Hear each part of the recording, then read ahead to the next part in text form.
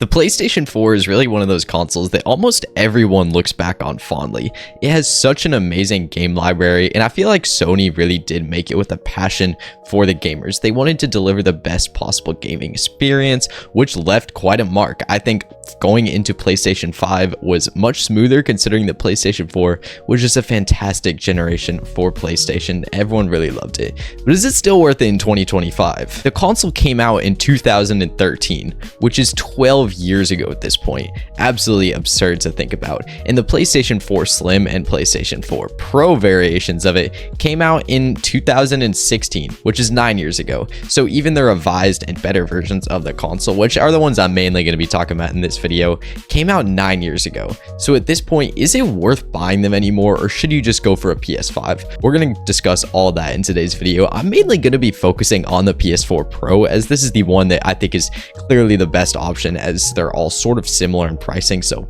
without further ado, let's get right into it. In 2013, when the PS4 first launched, it retailed for $400. Then later on, once the PS4 Pro came out, it got a price cut down to $300, and the PS4 Pro was obviously $400. I thought this was a pretty solid move, and I kind of wish we got something a lot more similar to this with the PS5 and PS5 Pro. Of course, the PS5 Pro is like $700 for no reason, but yeah. The PS4 Pro had very, I would say, consumer-friendly pricing. Like, it wasn't overly expensive. It wasn't super over the top like the PS5 Pro is, which does tend to scare off most casual gamers, but I digress. The point is, nowadays, you can get a PS4 for pretty dang cheap. I mean, $100 on the secondhand market is pretty solid for a PS4. I mean, this console doesn't really feel that old.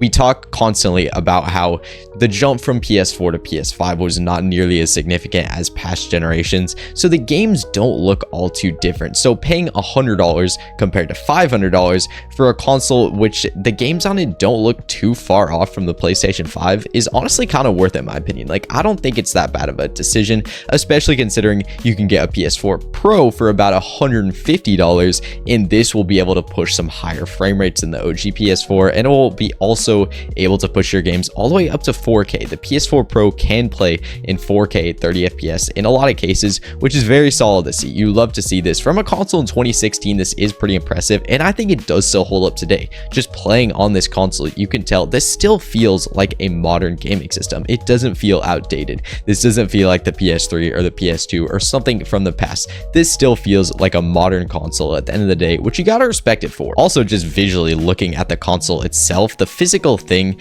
feels a lot more traditional than a PS5. A PS5 has such a strange shape and strange design to it, while the PS4 line, I think it looks a lot better. Personally, my favorite is probably the PS4 Pro. I really like the triple stack design. I think it looks super sick in any gaming setup. It's probably my favorite, and of course, that is going to be the most powerful console of the three. So if you're going to go and drop $100 or $150 for a PS4 Pro, I think you can really get a ton out of this thing.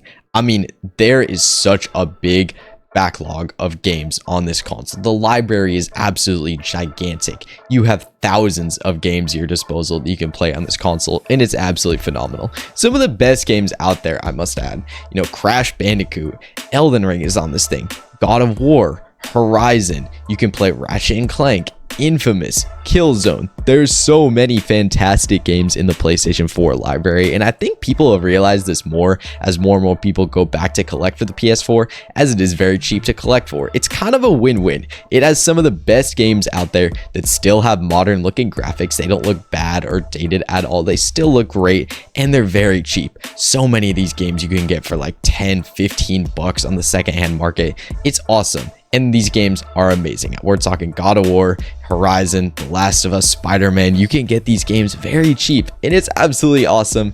And the PS4 Pro will take you a pretty far way with the extensive library of fantastic games that Sony has provided for us. Of course, when we are talking about a last-gen console, the main drawback is the fact that yes, support is going to eventually end. It's going to end a lot sooner than a PS5. So if you want a console that's really going to future-proof you and be able to run for years and years on into the future and continue to support all your favorite games, then yeah, go for the PS5. But if you want a $100 console that's going to give you so many fantastic games and still run some of the newer games very well, like you can still play Fortnite absolutely fine on a PS4. If you want to play Roblox, if you want to play Minecraft, games like those, they're going to be fine on a PS4. It's a great experience.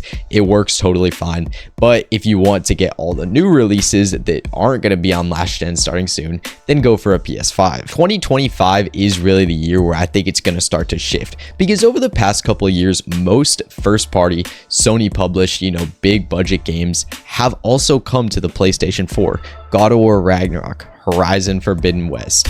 These games released on the PlayStation 4 as well, so they weren't really ever true PS5 exclusives. And now we're starting to get more true PS5 exclusives. With Spider-Man 2 in 2023, that sort of began the tradition of sort of these games not really coming to PS4. Like, the console was sort of holding games back. And so I think it is good that now we are moving into the future. Games are going to start looking a lot better. But of course, the drawback to that is if you buy a PS4 in 2025, a lot of the new AAA Sony published games that are the PlayStation Studio games that we love, they aren't going to be on the PS4 anymore. Yes, it's sad, but it is one of the drawbacks that comes with buying this console, and it is one of the main reasons that I'd say if you want to play these games and you want to get all the new updates, you want to future-proof yourself and make sure that you're going to have internet for as long as possible, the servers are going to be up for as long as possible, and everything's going to look great and not feel like you're playing it on a last-gen console that was made for a new generation console, then yes, go for the PS5. It's going to be the better option.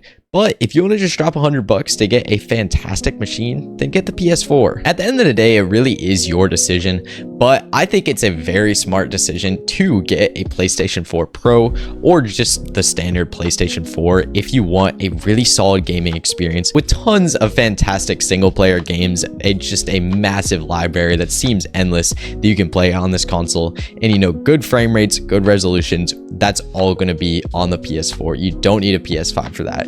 What you will need a PS5 for is the new Sony PlayStation exclusive games coming out really 2025 and beyond. They're all mostly going to be PlayStation 5 exclusive, and they're also going to be on PC, but they're not going to come to the PlayStation 4. At least that's what we're expecting as we move farther and farther away. At the end of the day, this console is 12 years old. If you want to pick something up to play some fantastic games, then yes, the PlayStation 4 is going to be a great option. I can't recommend it enough. But if you do want to future-proof yourself and you do want to play games in 60 FPS in the best way possible and still continue to get the new games as they come out and be able to play them in either the best way possible or play them at all if they're just PS5 exclusive, then the PS5 is the way to go.